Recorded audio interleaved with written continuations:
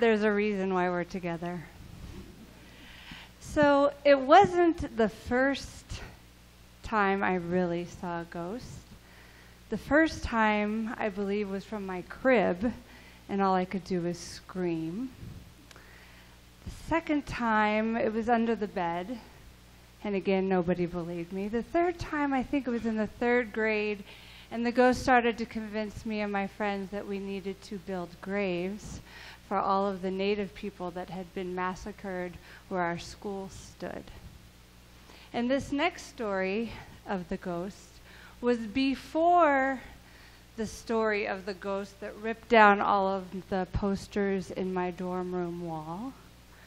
It was the story before I transformed into the face of another woman that my husband witnessed.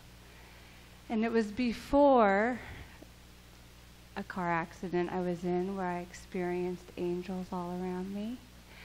So this story was somewhere in my, that fuzzy college time.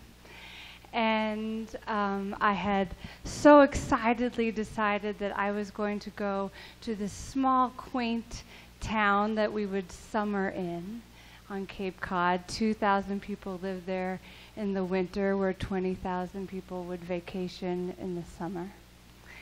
And I was so excited. And so it was, I think, the first or second time I had ever rented a house. In the first house that summer, we got kicked out in 2 weeks because we lit too many candles on the front porch.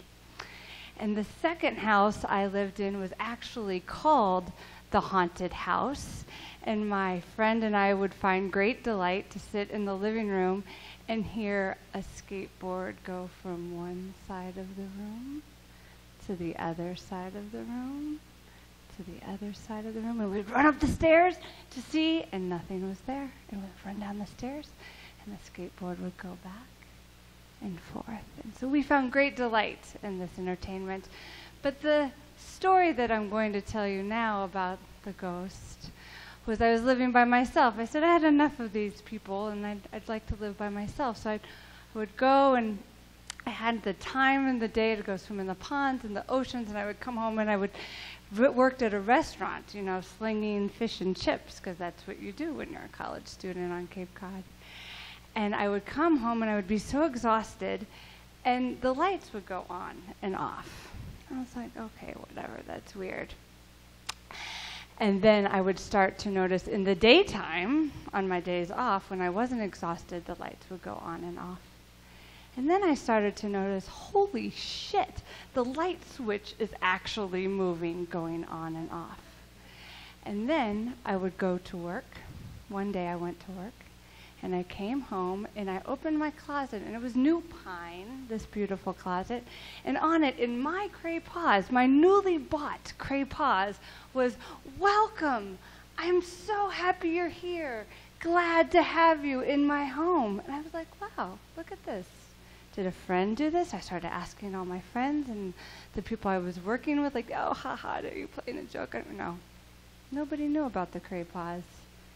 And so this went on for about 2 or 3 days with these friendly little messages. But these messages were written in blues and greens and purples. And then one day I came home and I opened up the closet door of the pine, and I looked a little closer, and holy shit, again.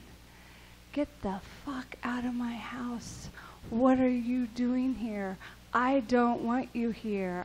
I don't like you. And what did I do? What anyone else would do. I ran straight out of that house, a mile in my bare feet, to the only payphone in town, and called my mother and said, "You have to just keep talking to me." And so again, that was the most visible sign that I ever came across with the ghosts. But to this day, the ghosts still haunt me.